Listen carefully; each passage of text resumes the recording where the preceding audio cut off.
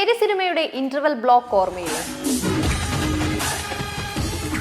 Villain തന്റെ മകന്റെ കൊലയാളിയെ കുറിച്ച് ചോദിക്കുമ്പോൾ അത് താനാണെന്ന് വിജയ് സ്വാഗിൽ പറയുന്ന ആ സീൻ ഇപ്പോൾ സോഷ്യൽ മീഡിയയിൽ വീണ്ടും നിറഞ്ഞു നിൽക്കുകയാണ്.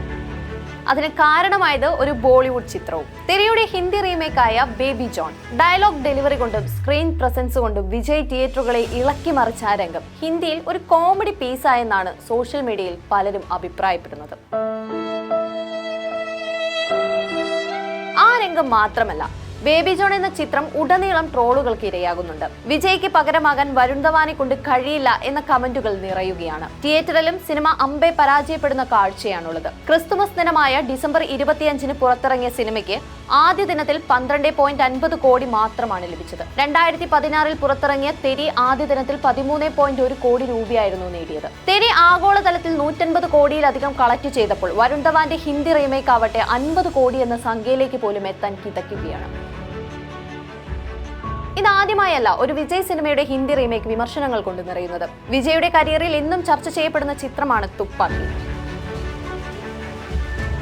AR മുരുകദോസ് സംവിധാനം ചെയ്ത ചിത്രം ഹോളിഡേ എന്ന പേരിൽ അക്ഷയ് കുമാർ റീമേക്ക് ചെയ്തിരുന്നു. തിയേറ്ററിൽ ചിത്രം വിജയമായിരുന്നെങ്കിലും ചിത്രത്തിലെ ഇൻട്രോ സീൻ മുതൽ അക്ഷയ് കുമാറിന് ഒരു രംഗത്തിൽ പോലും വിജയുടെ സ്വാഗിനോട് പിടിച്ചു നിൽക്കാൻ പറ്റുന്നില്ല എന്ന് ആ സമയം പലരും വിമർശിച്ചിരുന്നു. സിനിമയുടെ ഇന്റർവെൽ സീനിൽ വിജയും അക്ഷയ് കുമാറും ഐ ആം വെയിറ്റിംഗ് എന്നുള്ള ഡയലോഗ് പറയുന്നതിനെ താരതമ്യം ചെയ്തുള്ള ട്രോളുകളും അന്ന് ഹിറ്റായിരുന്നു.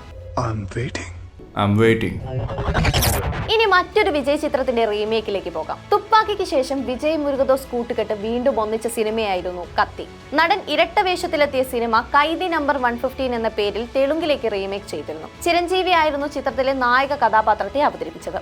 കത്തിയിൽ വിജയുടെ കതിരേഷനും ജീവാനന്ദവും ആഘോഷിക്കപ്പെട്ടപ്പോൾ ചിരഞ്ജീവി വേർഷൻസ് ഏറെ ട്രോൾ ചെയ്യപ്പെട്ടു. സിനിമയുടെ ക്ലൈമാക്സ് ഉൾപ്പെടെയുള്ള പല രംഗങ്ങളിലും ഈ റീമേക്കിൽ മാറ്റങ്ങൾ വരുത്തിയിരുന്നു. അതും വിമർശനത്തിന് പാത്രമായി.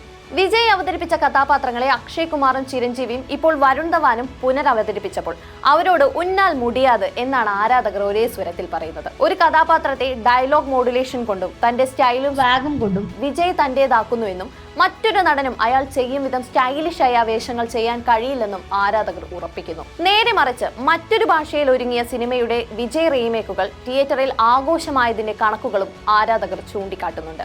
അതിൽ ഏറ്റവും പ്രധാനപ്പെട്ട ചിത്രമാണ് ഗില്ലി. മഹേഷ് ബാബു നായകനായ ഒക്കഡു എന്ന തെലുങ്ക് സിനിമയുടെ റീമേക്ക് ആയിരുന്നു വിജയ് നായകനായ ഗില്ലി. റിലീസ് സമയത്ത് ഒക്കഡു തിയേറ്ററുകളിൽ വിജയം നേടിയപ്പോൾ റിലീസിലും മിനി സ്ക്രീനിലും റീ റിലീസിലും ഓൾ ഏരിയ അയ്യ ഗില്ലിയിട എന്ന് പറയുന്ന വിജയമാണ് ദളപതി വിജയ് നേടിയത്. ഇന്ത്യൻ സിനിമയുടെ ചരിത്രത്തിൽ തന്നെ റീ റിലീസ് സിനിമ നേടുന്ന ഏറ്റവും വലിയ കളക്ഷനുകളിൽ ഒന്ന് ഗില്ലിയുടെ പേരിലാണ്. പിന്നീട് മഹേഷ് ബാബുവിന്റെ പോക്കിരി കുപ്പായം വിജയ് എടുത്തിട്ടപ്പോൾ നടന്നത് പറയേണ്ടതില്ലല്ലോ.